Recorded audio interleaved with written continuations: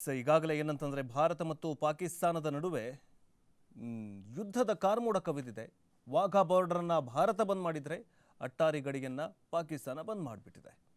ಇದರ ಜೊತೆಗೆ ಪಾಕಿಸ್ತಾನದ ಮೇಲೆ ಆರ್ಥಿಕ ಯುದ್ಧ ಸಾರಿದೆ ಭಾರತ.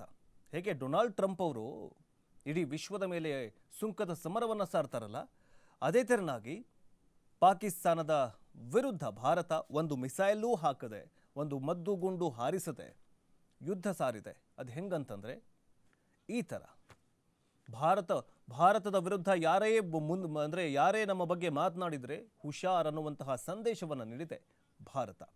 ಪಾಕಿಸ್ತಾನದಲ್ಲಿ ಈಗ ಕುಡಿಯೋದಕ್ಕೆ ನೀರಿಲ್ಲ, ಉಸಿರಾಡೋದಕ್ಕೆ ಗಾಳಿ ಇಲ್ಲ, ತುತ್ತು ಅನ್ನಕ್ಕಾಗಿ ಪರದಾಡುವ ಪರಿಸ್ಥಿತಿ ಮೊದಲಿಂದನೂ ನಿರ್ಮಾಣವಾಗಿದೆ. 2024ರಿಂದ ಪಾಕಿಸ್ತಾನ ಭಿಕ್ಷುಕ ದೇಶಗಳ ಪಟ್ಟಿಯಲ್ಲಿ ಸೇರ್ಕೊಂಡು ಬಿಟ್ಟಿದೆ, ಅಂದರೆ ಬಡತನ ದೇಶಗಳಲ್ಲಿ ಸಿಲುಕಾಕೊಂಡು ಬಿಟ್ಟಿದೆ. ಆದರೆ ಇದೆಲ್ಲದರ ನಡುವೆ ಅದೇನೋ ಸಾಲ ಮಾಡಿ ಆದರೂ ತುಪ್ಪ ತಿನ್ನು ಅಂತಂತಾರಲ್ಲ, ಸಾಲ ಮಾಡಿ ತನ್ನ ದೇಶವನ್ನು ಉದ್ಧಾರ ಮಾಡೋದು ಬಿಟ್ಟು ಅಲ್ಲಿನ ಪ್ರಧಾನಿ ನವಾಜ್ ಶರೀಫ್ ಏನು ಮಾಡ್ತಾನಂತಂದರೆ, ಬೇರೆ ಕಡೆಯಿಂದ ಸಾಲ ತೊಗೊಂಡ್ಬಂದು ಅದನ್ನು ಏನು ಮಾಡ್ತಾರಂತಂದರೆ ಭಯೋತ್ಪಾದಕ ಉಗ್ರ ಸಂಘಟನೆಗಳನ್ನು ಸಾಕಿ ಇವತ್ತು ಪಾಕಿಸ್ತಾನಕ್ಕೆ ಈ ಪರಿಸ್ಥಿತಿ ಬಂದೊದಗಿದೆ. ಇದಕ್ಕೆ ಸಂಬಂಧಿಸಿದಂತೆ ಈಗೇನಂತಂದರೆ ಗಡಿ ಮೇಲೆ ನಿಗಾ ಇಡೋದಕ್ಕೆ ಬಲೂನ್ ಪ್ರಯೋಗ ಶುರುವಾಗಿದೆ. ಈಗಾಗಲೇ ಪಾಕಿಸ್ತಾನ ಮತ್ತು ಪಾಕಿಸ್ತಾನವೂ ಕೂಡ ಕೆಲವೊಂದಿಷ್ಟು ಕ್ಷಿಪಣಿಗಳನ್ನು ಪರೀಕ್ಷೆ ಮಾಡಿ ಭಾರತಕ್ಕೆ ಚೆಕ್ಮೇಟ್ ಕೊಟ್ಟಿದೆ. ಆದರೆ ಭಾರತ ಸುಮ್ಮನೆ ಕೂತ್ಕೊಳ್ತಾ ಜಾಗ್ವಾರ್ನಂತಹ 1971ರ ಮಹಾಯುದ್ಧದ ನಂತರ ಏನು ಇಂದಿರಾ ಗಾಂಧಿ ಅವರ ಕಾಲದಲ್ಲಿ ಜಾಗ್ವಾರ್ ಏನು ಕ್ಷಿಪಣಿಯನ್ನು ತಗೊಂಡು ಬಂದಿದ್ರಲ್ಲ, ಆ ಕ್ಷಿಪಣಿ ಪ್ರಾಜೆಕ್ಟ್ಗೆ ಏನು ಇಂದಿರಾ ಗಾಂಧಿ ಅವರು ಶಂಕುಸ್ಥಾಪನೆ ಮಾಡಿದ್ರು. ಆ ಜಾಗ್ವಾರ್ ಸಮೇತ ಈಗ ಸುಖೋಯ್ ಅಗ್ನಿಯಂತಹ ದೊಡ್ಡ ದೊಡ್ಡ ಕ್ಷಿಪಣಿಗಳನ್ನು ಭಾರತವೂ ಕೂಡ ಪರೀಕ್ಷೆಯನ್ನು ಮಾಡ್ತಾಗಿದೆ. ಇದೆಲ್ಲದರ ಕುರಿತಂತೆ ಮತ್ತೊಂದೇನಂತಂದರೆ ಭಾರತ ಮತ್ತೊಂದು ಇದೇ ಸಂದರ್ಭದಲ್ಲಿ ಮೈಲುಗಲ್ಲನ್ನು ಸಾಧಿಸಿದೆ, ಇತಿಹಾಸ ನಿರ್ಮಾಣ ಮಾಡಿದೆ. ಹೇಗಂತಂದರೆ ಭಾರತಕ್ಕೆ ಏರ್ಶಿಪ್ ಬಲ ತುಂಬಿದಂತಾಗಿದೆ. ಭಾರತ ಮತ್ತು ಪಾಕಿಸ್ತಾನದ ಗಡಿ ಸಂಘರ್ಷದ ವೇಳೆ ಹೊಸ ಮೈಲುಗಲ್ಲು ಸೃಷ್ಟಿ ಮಾಡಿದೆ ಭಾರತೀಯ ಸೇನೆ. ಭೂಮಿಗಿಂತ 20 ಕಿಲೋಮೀಟರ್ ಎತ್ತರದಲ್ಲಿ ಭಾರತಕ್ಕೊಬ್ಬ ಬೇಹುಗಾರ ಸಿಕ್ಕಿದ್ದಾನೆ. ಕೆಲವು ದೇಶಗಳು ಹೊಂದಿರುವಂತಹ ತಂತ್ರಜ್ಞಾನ ಸಿದ್ಧಿಸಿಕೊಂಡಂತಹ ಭಾರತ ಕೆಲವೊಂದಿಷ್ಟು ದೇಶಗಳಲ್ಲಿ ಮೊನ್ನೆಯಷ್ಟೇ ಅಮೆರಿಕ ಕೂಡ ಅಷ್ಟೇ, ಅಮೆರಿಕ, ಇಸ್ರೇಲ್, ರಷ್ಯಾದಂತಹ ಬಲಿಷ್ಠ ರಾಷ್ಟ್ರಗಳಲ್ಲಿ ಈ ಬಲೂನ್ ಏರ್ಶಿಪ್ ಅನ್ನುವಂತಹ ಒಂದು ತಂತ್ರಜ್ಞಾನ ಅಲ್ಲಿ ಮಾತ್ರ ಇತ್ತು. ಆದರೆ ಈಗ ಭಾರತಕ್ಕೆ ಬಲ ತುಂಬಿದೆ ಇದೇ ಏರ್ಶಿಪ್. ಅದರ ಬಗ್ಗೆ ನೋಡ್ತಾ ಹೋಗೋದಾದರೆ, ಪಹಲ್ಗಾಮ್ ದಾಳಿಯ ಬಳಿಕ ಭಾರತ ಹಾಗೂ ಪಾಕಿಸ್ತಾನ ನಡುವೆ ಗಡಿಯಲ್ಲಿ ದ್ವೇಷಪೂರಿತವಾಗಿರುವಂತಹ ಪರಿಸ್ಥಿತಿ ಸೃಷ್ಟಿಯಾಗಿರುವ ಬೆನ್ನಲ್ಲೇ ಭೂಮಿಯಿಂದ ಸುಮಾರು 20 ಕಿಲೋಮೀಟರ್ ಎತ್ತರದಲ್ಲಿ ನಿಂತು ಗಡಿಯ ಮೇಲೆ ಬಿಗಿ ಕಣ್ಗಾವಲನ್ನು ಇಡುವಂತಹ ಬಲೂನ್ ಮಾದರಿಯ ಏರ್ಶಿಪ್ನ ಚೊಚ್ಚಲ ಪ್ರಯೋಗವನ್ನು ರಕ್ಷಣಾ ಸಂಶೋಧನಾ ಮತ್ತು ಅಭಿವೃದ್ಧಿ ಸಂಸ್ಥೆ DRDO ಯಶಸ್ವಿಪಡಿಸಿದೆ. ವಾಯುಮಂಡಲದಲ್ಲಿ ಎರಡನೇ ಪದರವಾಗಿರುವಂತಹ ಸಮೋಷ್ಣ ವಲಯ, ಅಂದರೆ ಅದೊಂದು ವಲಯಗಳಿರ್ತವೆ ವಾಯುಮಂಡಲದಲ್ಲಿ. ಸೊ ಕೆಲವೊಂದಿಷ್ಟು ಹಂತಗಳಿರ್ತವೆ. ಆ ಹಂತದಲ್ಲಿ ಒಂದು ಹಂತ ಸಮೋಷ್ಣ ವಲಯ ಏರ್ಶಿಪ್ ನಿಯೋಜಿಸುವಂತಹ ತಂತ್ರಜ್ಞಾನ ವಿಶ್ವದ ಕೆಲವು ರಾಷ್ಟ್ರಗಳ ಬಳಿ ಇದ್ದು ಇದು ಈಗ ಭಾರತಕ್ಕೂ ದಕ್ಕಿದಂತಾಗಿದೆ. ಅಂದರೆ ಏನು ಸಮೋಷ್ಣ ವಲಯ ಏರ್ಶಿಪ್ ಪ್ಯಾರಾಶೂಟ್ನಂತಹ ಒಂದು ನಿರ್ಮಾಣವಾಗಿರುವಂತಹ ಹೆಸರಿನಲ್ಲಿ ಈ ಪ್ರಯೋಗವನ್ನು ಮಧ್ಯಪ್ರದೇಶದ ಶೋಪೂರ್ನಲ್ಲಿ ಪರೀಕ್ಷಾರ್ಥ ಕೇಂದ್ರದಲ್ಲಿ DRDO ಶನಿವಾರ ಪರೀಕ್ಷೆಯನ್ನು ಮಾಡಿದೆ.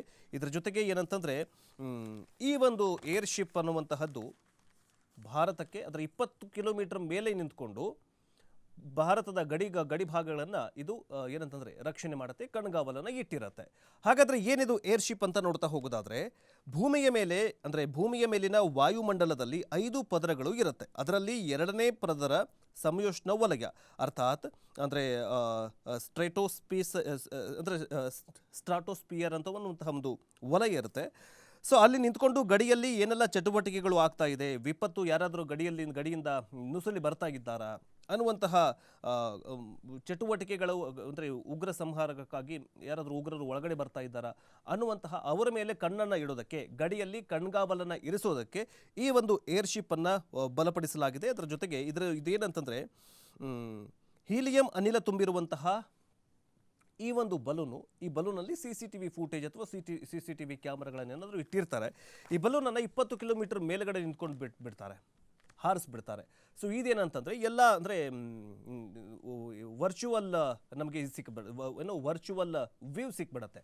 ಸೊ ನಾವು ಸ್ಯಾಟಲೈಟ್ಗಳನ್ನು ತುಂಬ ಮೇಲ್ಗಡೆ ಹಾರಿಸ್ಬಿಟ್ಟಿರ್ತೀವಿ, ಆದರೆ ಸ್ಯಾಟಲೈಟ್ಗಿಂತಲೂ ತುಂಬ ಅಭಿವೃದ್ಧಿಪಡಿಸಿರುವಂತಹ ಈ ಒಂದು ಬಲೂನ್ ಅಂದರೆ ಏರ್ಶಿಪ್ ಬಲೂನ್ ಇದು ಗಡಿಯನ್ನು ಕಾಯುವುದಕ್ಕೆ ಈಸಿ ಆಗಲಿದೆ. ಜೊತೆಗೆ ಸ್ಯಾಟಲೈಟ್ಗಿಂತಲೂ ಹೇಗೆ ವಿಭಿನ್ನ ಅಂತ ನೋಡ್ತಾ ಹೋಗೋದಾದರೆ, ಗಡಿ ಮೇಲೆ ಕಣ್ಗಾವಲು ಇಡೋದಕ್ಕೆ ಉಪಗ್ರಹ ವಿಮಾನಗಳು ಇವೆ, ಆದರೆ ಏರ್ಶಿಪ್ಗಳು ನಿರ್ದಿಷ್ಟ ಸ್ಥಳದಲ್ಲಿ ಹಲವಾರು ದಿನ ಅಥವಾ ವಾರಗಳ ಕಾಲ ನಿಲ್ಲಬಹುದು. ನಿರಂತರ ಮಾಹಿತಿ ಒದಗಿಸಬಲ್ಲದು. ಜೊತೆಗೆ ಡ್ರೋನ್ ಹಾಗೂ ಉಪಗ್ರಹಗಳ ಉಡಾವಣೆ ಕೊರತೆಯನ್ನು ಇವು ನೀಗಿಸುತ್ತೆ. ಡ್ರೋನ್ಗಳು ಏನಂತಂದರೆ ಕೆಲವೊಂದಿಷ್ಟು ಫೀಟ್ಗಳವರೆಗೆ ಮಾತ್ರ ಅದರ ರೇಂಜ್ ಇರುತ್ತೆ. ಡ್ರೋನ್ಗಳು ಕೆಲವೊಂದಿಷ್ಟು ಫೀಟ್ಗಳಿಗೆ ಮಾತ್ರ ರೇಂಜ್ ಇರುತ್ತೆ. ಆದರೆ ಈ ಏರ್ಶಿಪ್ ಅನ್ನುವಂತಹ ಬಲೂನ್ ಇದೆಯಲ್ಲ, 20 ಕಿಲೋಮೀಟರ್ ದೂರದಿಂದ ಒಂದು ಪ್ರದೇಶವನ್ನು ನಿರ್ದಿಷ್ಟವಾಗಿರುವಂತಹ ಗಡಿಯನ್ನು ಅಥವಾ ಪ್ರದೇಶವನ್ನು ತನ್ನ ಅಂದರೆ ಕಾವಲನ್ನು ಕಾಯ್ತಾ ಇರುತ್ತೆ. ಸಪೋಸ್ ಏನಾದರೂ ಹೆಚ್ಚು ಕಮ್ಮಿ ಆದರೆ ಅದು ಏನು ಮಾಡುತ್ತೆ ಅಂತಂದರೆ ಸೈನಿಕರಿಗೆ ಒಂದು ಸಂದೇಶವನ್ನು ಕಳಿಸುತ್ತೆ, ಅಥವಾ ವರ್ಚುವಲ್ ಆಗಿ ಒಂದು ಲೈವ್ CC ಕ್ಯಾಮ್ರಾಗಳನ್ನು ಕೂಡ ಅದರಲ್ಲಿ ಇಟ್ಟಿರಬಹುದೇನೋ. ಸೊ ಆ ಥರನಾಗಿ ತನ್ನ ಗಡಿಯನ್ನು ರಕ್ಷಣೆ ಮಾಡಿಕೊಳ್ಳೋದಕ್ಕೆ ಭಾರತ ಇದೇ ಏರ್ಶಿಪ್ ಬಲೂನನ್ನು ಏನಂತಂದರೆ ಉಡಾಯಿಸಿ ಅದು ಕೂಡ ಸಕ್ಸಸ್ ಕಂಡಿದೆ.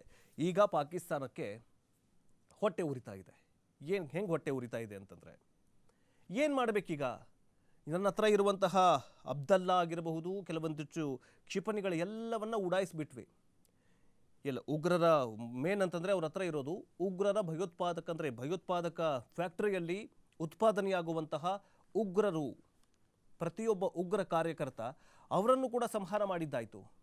ಇನ್ನು ನನ್ನ ಹತ್ರ ಇರೋದು ಕೆಲವೊಂದಿಷ್ಟು ಬಲಿಷ್ಠ ಮಿಸೈಲ್ಗಳಷ್ಟೇ, ಮದ್ದುಗುಂಡುಗಳು ಕೂಡ ಖಾಲಿ ಆಗ್ತಾ ಇದ್ದಾವೆ. ಇನ್ನೂ ಯುದ್ಧನೇ ಮಾಡಿಲ್ಲ. ಪಾಕಿಸ್ತಾನದ ಹತ್ರ ಬರೀ 4 ದಿನ ಆಗುವಷ್ಟು ಮಾತ್ರ ಮದ್ದುಗುಂಡುಗಳಿದ್ದಾವೆ, ಸಪೋಸ್ ಏನಾದರೂ ಯುದ್ಧ ಆದರೆ. ಸೊ ಈಗ ಭಾರತ ತನ್ನಲ್ಲಿರುವಂತಹ ಬಲಿಷ್ಠ ಮತ್ತು ಬಲಭೀಮನಂತೆ ನಮ್ಮ ಭಾರತವನ್ನು ಕಾಯ್ತಾ ಇರುವಂತಹ ವಾಯುಸೇನೆಗೆ ಆಗಿರಬಹುದು, ಭೂಸೇನೆಗೆ ಆಗಿರಬಹುದು, ಅಥವಾ ನೌಕಾಸೇನೆಯಲ್ಲಿ ಇರುವಂತಹ ಕೆಲವೊಂದಿಷ್ಟು ಮಿಸೈಲ್ಗಳನ್ನು ಕಂಡು ಇಡೀ ವಿಶ್ವವೇ ಏನಂತಂದರೆ ದಂಗಾಗಿ ಹೋಗ್ಬಿಟ್ಟಿದೆ. ಬರೀ ಏನು ಈ ಪರೀಕ್ಷಾರ್ಥವಾಗಿ ಏನು ಉಡಾವಣೆ ಮಾಡ್ತಾ ಇದ್ದಾರಲ್ಲ ಭಾರತ ಸೇನೆಯವರು ಮಿಸೈಲ್ಗಳನ್ನು, ಅಥವಾ ಈ ಏರ್ಶಿಪ್ನಂತಹ ಕೆಲವೊಂದಿಷ್ಟು ಮಿಸೈಲ್ಗಳನ್ನು ಬರೀ ಪಾಕಿಸ್ತಾನಕ್ಕೆ ಮಾತ್ರ ಸಂದೇಶವನ್ನು ನೀಡ್ತಾ ಇಲ್ಲ, ಮಗ್ಗಲು ಮೂಳಾಗಿ ಕಾಡ್ತಾ ಇರುವಂತಹ ಬಂಗಾಳಕ್ಕೂ ಕೂಡ ಒಂದು ಸಂದೇಶವನ್ನು ನೀಡ್ತಾ ಇದ್ದಾರೆ. ಸೊ ಹೀಗಾಗಿ ಈಗ ಗಡಿ ಮೇಲೆ ನಿಗಾ ಇಡೋದಕ್ಕೆ ಏರ್ ಬಲೂನ್ ಅಂತಂದರೆ ಏರ್ಶಿಪ್ ಬಲೂನ್ ಅನ್ನುವಂತಹ ಬಲ ಈಗ ಭಾರತೀಯ ಸೇನೆಗೆ ಸಿಕ್ಕಂತಾಗಿದೆ. ಈಗೇನಿದ್ರು ವಾಘಾ ಬಾರ್ಡರಲ್ಲಿ ಏನಂತಂದರೆ ಗಡಿ ನುಸುಳಿ ಬರ್ತಾರಲ್ಲ ಉಗ್ರರು, ಅವರನ್ನು ಕಾಯೋದಕ್ಕೆ ಇಷ್ಟು ದಿನಗಳವರೆಗೆ ಭೂಸೇನೆಯಿಂದ ಸೈನಿಕರನ್ನು ನಿಯೋಜನೆ ಮಾಡಲಾಗಿತ್ತು. ಒಬ್ಬರು ಇಬ್ಬರು ಅಥವಾ ಒಂದು 15-20 ವಾಘಾ ಬಾರ್ಡರಲ್ಲಿ ಇದ್ದೇ ಇರ್ತಾ ಇದ್ರು. ವಾಘಾ ಬಾರ್ಡರ್ ಆಗಿರ್ಬೋದು ಅಥವಾ ಅಟ್ಟಾರಿ ಬಾರ್ಡರ್ ಆಗಿರ್ಬೋದು. ಆದರೆ ಈಗೇನಂತಂದರೆ ಈ ಏರ್ ಬಲೂನು ಕೆಲವೊಂದಿಷ್ಟು ಪ್ರದೇಶಗಳಲ್ಲಿ ಆ ಒಂದು ಬಲೂನನ್ನು ನಿರ್ದಿಷ್ಟವಾಗಿ ಹಾರಿಸಿಬಿಡಲಾಗತ್ತೆ. ವಾಘಾ ಬಾರ್ಡರ್ ಆಗಿರಬಹುದು, ಜಮ್ಮು ಕಾಶ್ಮೀರದ ಕೆಲವೊಂದಿಷ್ಟು ಪ್ರದೇಶಗಳಲ್ಲಿ, ಅಥವಾ ರಾಜಸ್ಥಾನದ ಕೆಲವೊಂದಿಷ್ಟು ಪ್ರದೇಶಗಳಲ್ಲಿ. ಯಾಕಂದರೆ ರಾಜಸ್ಥಾನಕ್ಕೂ ಮತ್ತು ಪಾಕಿಸ್ತಾನಕ್ಕೂ, ಭಾರತ ಮತ್ತು ಪಾಕಿಸ್ತಾನದ ನಡುವೆ ರಾಜಸ್ಥಾನಕ್ಕೆ ಮತ್ತು ಪಾಕಿಸ್ತಾನಕ್ಕೆ ಇರುವಂತಹ ಗಡಿ ಪ್ರದೇಶ ಎಷ್ಟಂತಂದ್ರೆ ಬರೀ 700 ಕಿಲೋಮೀಟ್ರು. ಅದೇನಂತಂದರೆ ಬರೀ ಮರುಭೂಮಿನೇ ಇದೆ. ಸರ್, ಮರುಭೂಮಿಯಲ್ಲಿ ಯಾವುದೇ ಸಪೋಸ್ ಏನಾದರೂ ಈಗ ನಾವು ಮರುಭೂಮಿಯಲ್ಲಿ ನಡ್ಕೊಂಡು ಹೋದ್ವಿ ಅಂತಂದರೆ ಗೊತ್ತೇ ಆಗಲ್ಲ ನಾವು ಭಾರತದ ಗಡಿಯಲ್ಲಿದ್ದೀವೋ ಅಥವಾ ಪಾಕಿಸ್ತಾನದ ಗಡಿಯಲ್ಲಿದ್ದೀವೋ ಅಂತ ಗೊತ್ತೇ ಆಗಲ್ಲ. ಸೊ ಹಾಗಾಗಿ ಕೆಲವೊಂದಿಷ್ಟು ಜನರು ಪಾಕಿಸ್ತಾನದ ಗಡಿಯನ್ನು ದಾಟಿ ಪಾಕಿಸ್ತಾನಕ್ಕೆ ಹೋಗಿದ್ದೂ ಇದೆ. ಪಾಕಿಸ್ತಾನಿಯವರು ಅವರನ್ನು, ನಮ್ಮ ಭಾರತೀಯ ಪ್ರಜೆಗಳನ್ನು ಬಂಧಿಸಿದ್ದೂ ಇದೆ.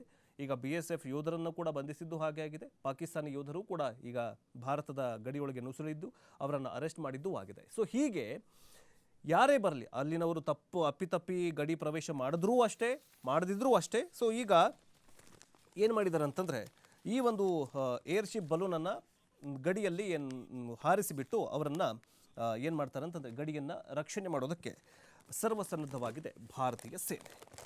ಇನ್ನು ಸ್ಯಾಟಲೈಟ್ನಿಂದಗಿಂತಲೂ ಹೇಗೆ ಭಿನ್ನ ಅಂತ ನೋಡಿದ್ವಿ. ಈಗ ನಿಗಾ ವಹಿಸೋದು ಸಾಮರ್ಥ್ಯ ಅಂದರೆ ಹೆಚ್ಚಳ ಅಂತ ಹೇಳಲಾಗ್ತಾ ಇದೆ. ಅದರ ಜೊತೆಗೆ ರಕ್ಷಣಾ ಸಚಿವರು ಕೂಡ ಹೇಳಿದ್ದಾರೆ, ಹೊಸ ವ್ಯವಸ್ಥೆ ದೇಶದ ಭೂ ಸರ್ವೇಕ್ಷಣೆ, ಗುಪ್ತಚರ ಹಾಗೂ ನಿಗಾ ಸಾಮರ್ಥ್ಯವನ್ನು ಹೆಚ್ಚಿಸಲಿದೆ. ಇಂತಹ ಸ್ವದೇಶಿ ಸಾಮರ್ಥ್ಯ ಹೊಂದಿದ ವಿಶ್ವದ ಕೆಲವು ರಾಷ್ಟ್ರಗಳ ಪಟ್ಟಿಯಲ್ಲಿ, ಅದರ ರಾಷ್ಟ್ರಗಳ ಸಾಲಿಗೆ ಭಾರತವು ಕೂಡ ಸೇರ್ಕೊಳ್ತಾಗಿದೆ. ಈ ಏರ್ಶಿಪ್ ಅನ್ನುವಂತಹದ್ದು ಲಾಸ್ಟ್ ಟೈಮ್ ಅಮೆರಿಕ ಉಡಾವಣೆ ಮಾಡಿತ್ತು, ಜೊತೆಗೆ ಚೀನಾನು ಕೂಡ ಉಡಾವಣೆ ಮಾಡಿತ್ತು. ನೋಡಿ, ಚೀನಾನೇ ಪವರ್ಫುಲ್ ರಾಷ್ಟ್ರ, ಚೀನಾ ಅಂತಲೇ ನಾವು ಮರ್ತೋಗ್ಬಿಡ್ತಾ ಇದ್ದೀವಿ. ಯಾಕಂತಂದರೆ ಅಷ್ಟೊಂದು ಚೀನಾ ಅಂತಂದರೆ ಬದ್ಧ ವೈರಿಯಾಗಿ ಹೋಗ್ಬಿಟ್ಟಿದೆ. ಅಮೆರಿಕ ಮತ್ತು ಚೀನಾ ಜೊತೆಗೆ ಇಸ್ರೇಲ್ ಕೂಡ ಈ ಹಮಾಸ್ ಉಗ್ರರ ವಿರುದ್ಧ ಹಮಾಸ್ ಅವರ ಮೇಲೆ ಕಣ್ಗಾವಲನ್ನು ಇಡೋದಕ್ಕೆ 20 ಕಿಲೋಮೀಟರ್ ಮೇಲೆ ಈ ಒಂದು ಏರ್ಶಿಪ್ಪನ್ನು ಉಡಾವಣೆ ಮಾಡಿತ್ತು.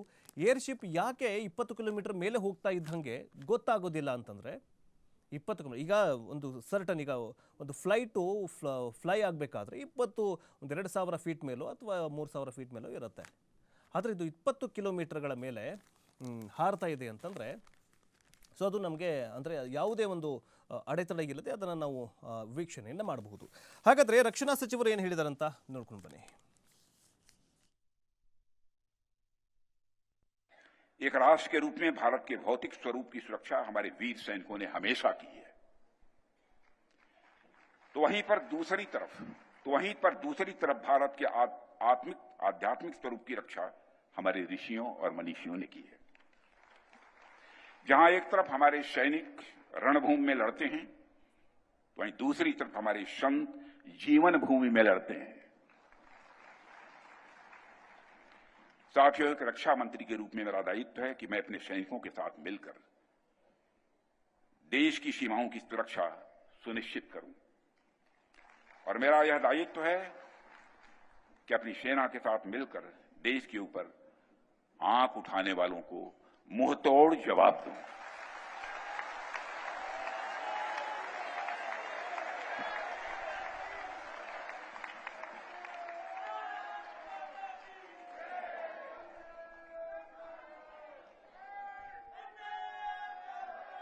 और आप सभी हमारे प्रधानमंत्री नरेंद्र मोदी जी को अच्छी तरह जानते हैं।